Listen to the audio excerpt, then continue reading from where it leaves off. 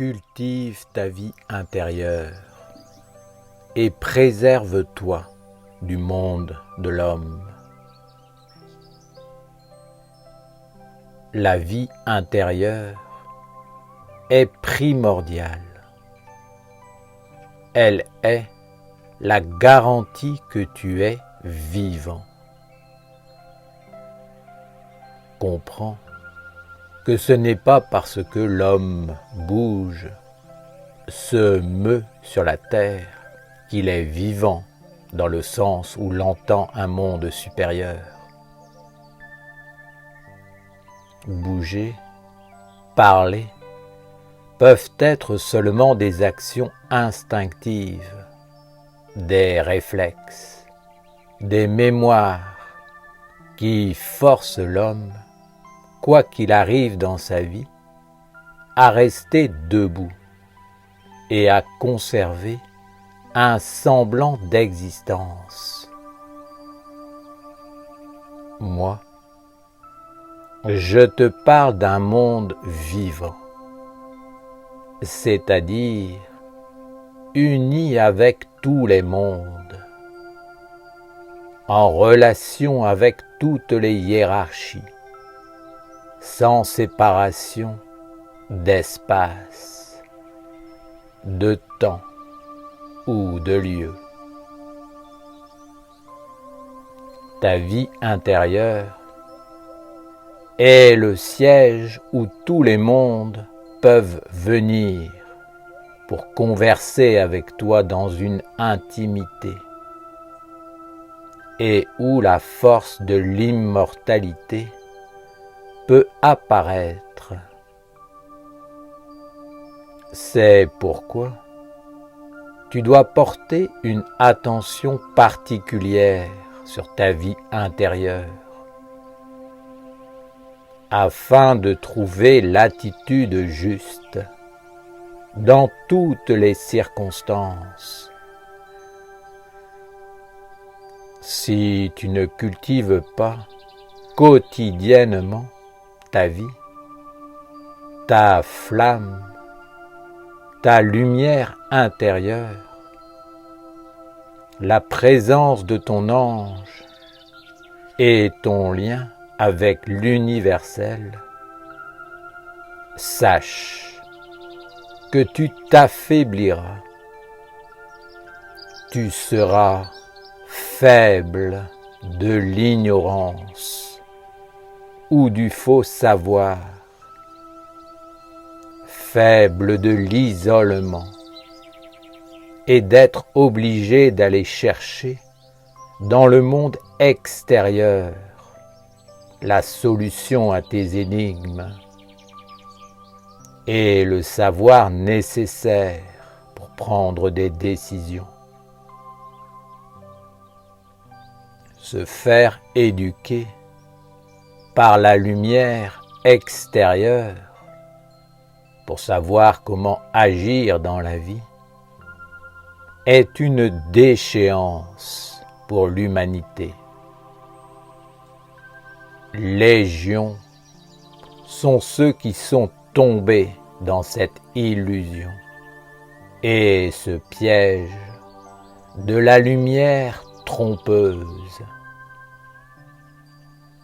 Ils ont été formés par la lumière extérieure et ensuite ils utilisent les mêmes méthodes que ce monde pour essayer d'apporter la lumière ou une conscience supérieure. Mais c'est là une énorme bêtise, une grossière erreur.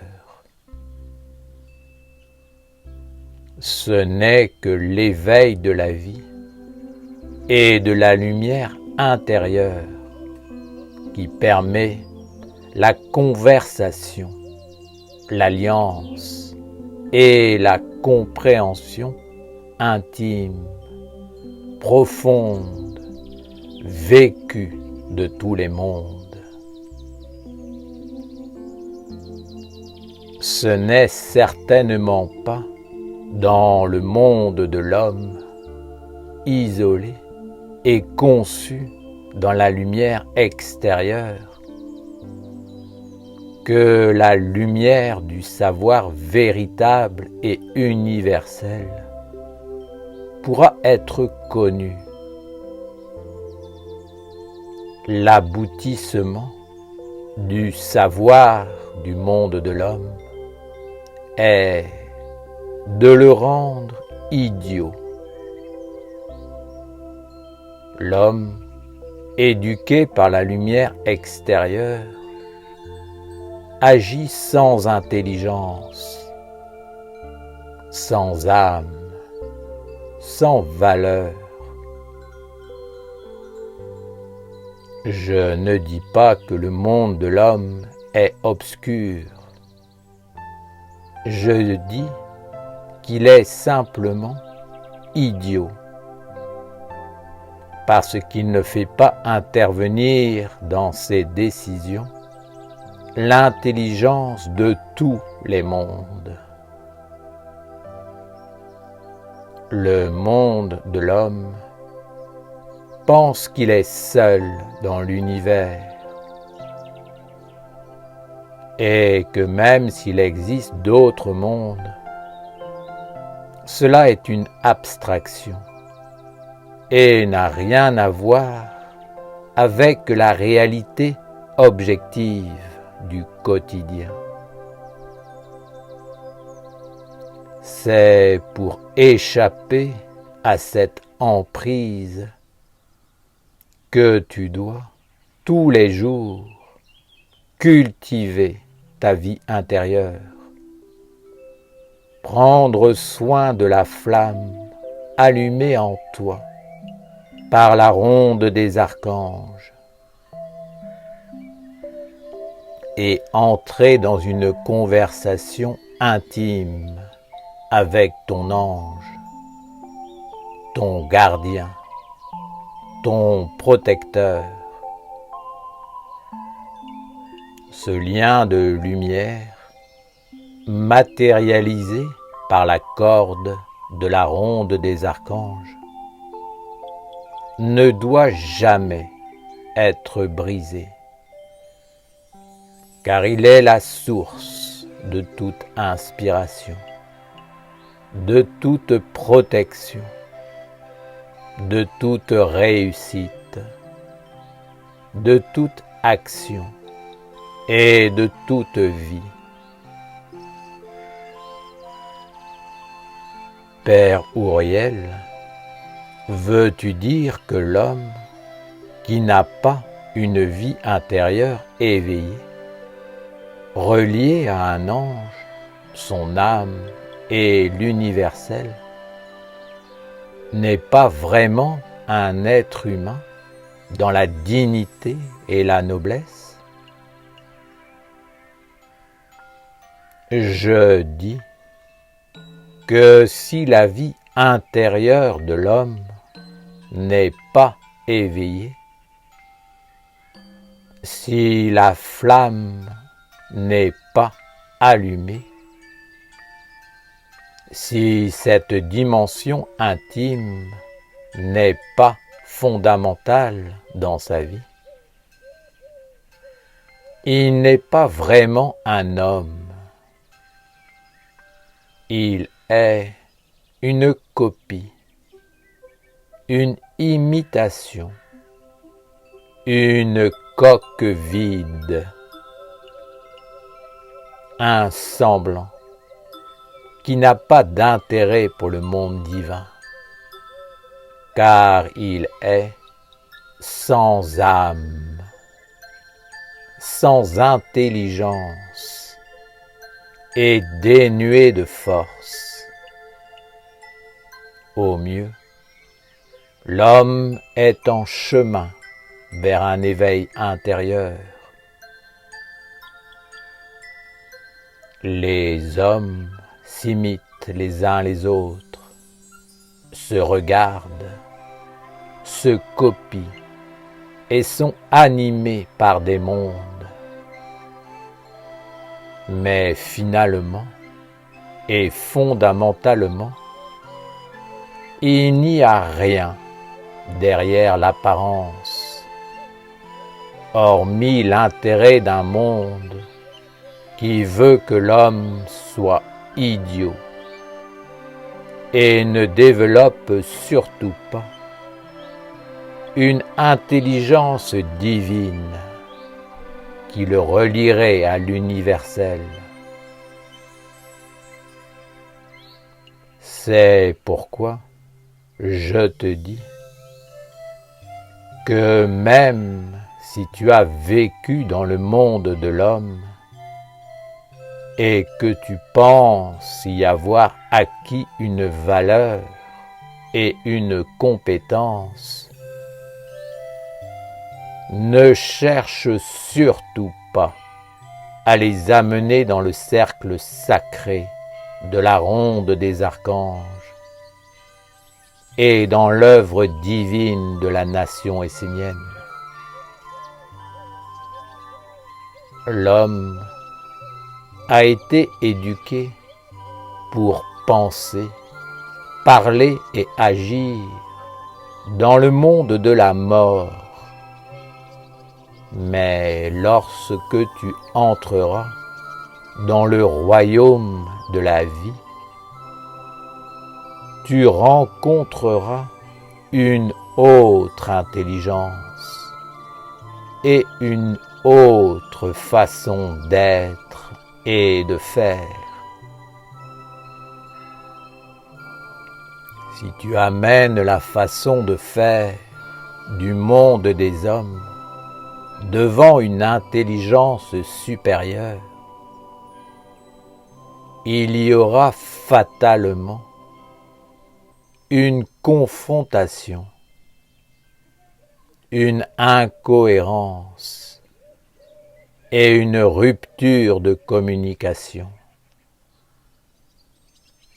Seul l'éveil de ta vie intérieure te permettra de rencontrer la vie saine et éventuellement d'œuvrer pour elle dans le monde extérieur. Seule la flamme intérieure, entretenue dans la nation essénienne, comme l'inspiration divine et subtile, peut réellement garantir la manifestation d'une bonne attitude, d'une juste façon d'être et surtout d'une communication universelle. Bien souvent, le monde de l'homme essaie d'envahir le royaume de la lumière. Mais cela ne marche pas, car ces deux mondes ne se comprennent pas. Le monde de l'homme est vide de sens et ne peut pas comprendre ni être compris par l'intelligence divine de la vie. Seuls celles et ceux qui ont une vie intérieure éveillée, entretenue et vivante peuvent s'approcher d'une façon juste et claire des sphères supérieures, établir un dialogue et parfois même sceller une alliance avec elle.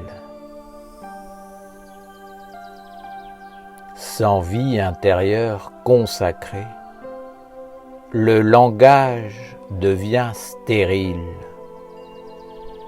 La non-communication s'instaure. Le désaccord apparaît.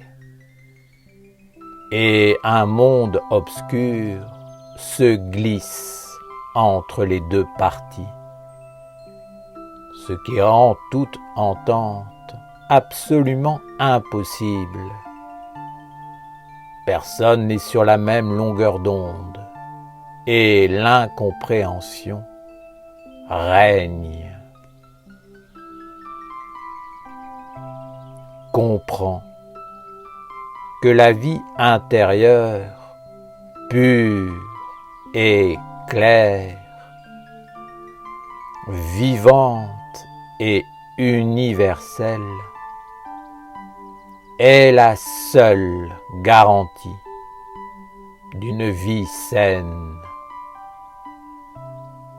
Si tu n'ouvres pas ce chemin, ta destinée sera d'être un matérialiste qui n'agira que dans le monde de la forme morte et ne fera pas intervenir la sagesse des enseignements sacrés et ésotériques dans sa vie. Dans ce cas, ne parle pas de Dieu, car il y aura une incompatibilité et rien ne pourra être accompli dans de bonnes conditions.